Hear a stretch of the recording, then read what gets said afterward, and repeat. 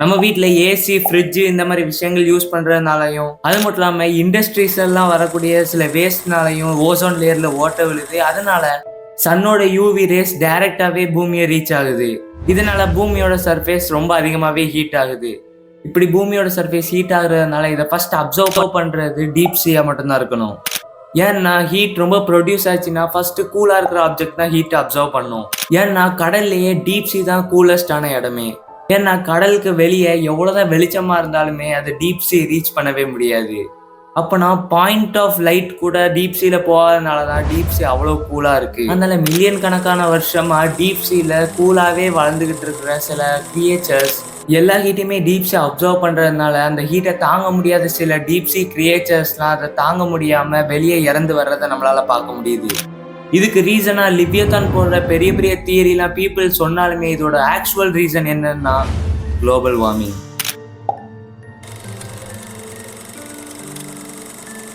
Deep சீ கிரியேச்சர்ஸ்லாம் இறந்து கரையோதுங்கிறத நிறைய நியூஸ்ல நம்மளால பார்க்க முடியுது.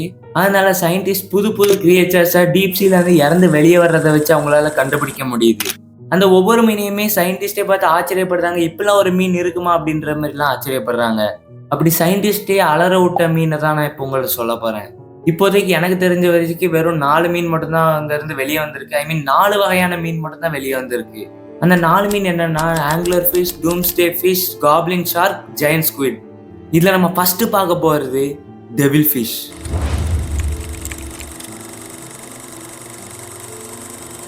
இந்த மீன் லுக் வைஸ் கொஞ்சம் டெரரா இருந்தாலுமே சைஸ்ல பாத்தீங்கன்னா ரொம்பவே சின்னதுதான். இந்த மீன் என்ன பண்ணும்னா அதோட நெத்தியில இருந்து ஒரு லைட்டு மாதிரி இருக்கும், ஒரு லேம்ப் மாதிரி அதோட நெத்தியில இருக்கும். வேற ஏதோ ஒரு மீன் வந்து அந்த லைட்டுக்கு அட்ராக்ட் ஆகி வரப்போது இது ஒரே அமுக்கா அமுக்கிரும். அது மட்டும் இல்லாம சயின்டிஸ்ட் இந்த டெவில் ஃபிஷ் எப்படி ரீப்ரொடியூஸ் பண்ணும் அப்படின்றதையும் கண்டுபிடிச்சிருக்காங்க. எப்படின்னா ஒரு 2 டெவில் ஃபிஷ் வந்து ஒன்னா மெர்ஜ் ஆயிக்குமா. அந்த ரெண்டுமே மெர்ஜ் ஆகி ஒரு புது டெவில் ஃபிஷ்ஷா மாறிடும். அதுல இருந்து தான் ஒரு சின்ன டெவில் ஃபிஷ் வரும் அப்படின்னு சயின்டிஸ்ட் சொல்றாங்க. அதுக்கப்புறம் நம்ம 2வதா பார்க்க போறதுதான் டூம்ஸ்டே ஃபிஷ். இந்த ஃபிஷ் எப்படி இருக்கும்னா சில்வர் கலர்ல இருக்கும். அப்படி தட்டையா வெர்டிக்கல் ஷேப்ல தான் அது நீந்தவே செய்யுமா.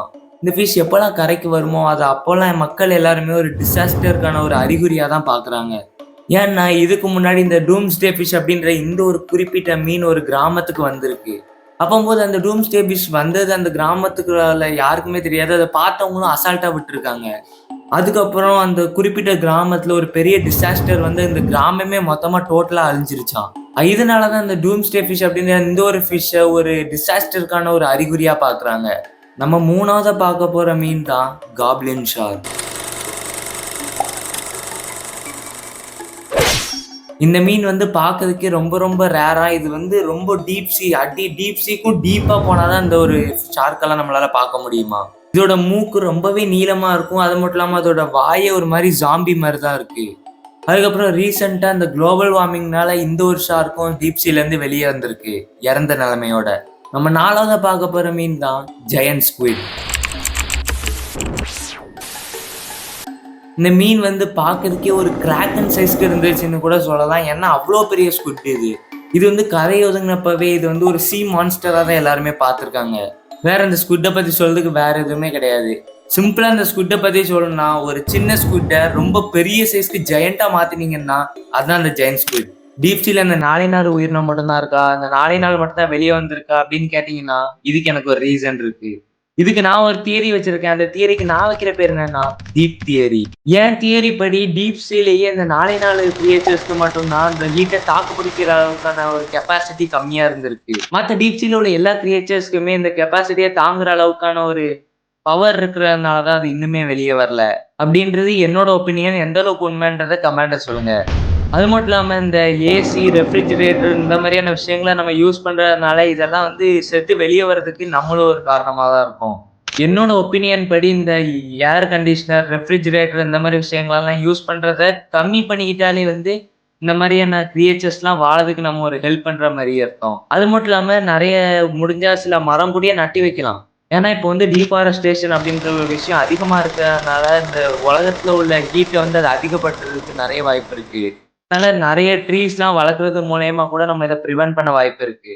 ஆனா இதை நான் மட்டும் பண்ணா பத்தாது, நீங்களும் சேர்ந்தே பண்ணணும். வேணா ட்ரை பண்ணி பாருங்க. ஓகே. இந்த வீடியோ எப்படி இருந்துச்சுன்னா மறக்காம கமெண்ட்ல சொல்லுங்க. இந்த வீடியோக்கான உங்களோட ஒப்பீனியன மறக்காம கமெண்ட்ல சொல்லுங்க. மறக்காம லைக், ஷேர், சப்ஸ்கிரைப்ல பண்ணி விட்டு பாருங்க. அப்பதான் நம்ம இன்னும் கொஞ்சம் க்ரோ ஆக முடியும். உங்கள அடுத்த வீடியோல சந்திக்கிற வரைக்கும் பாய்.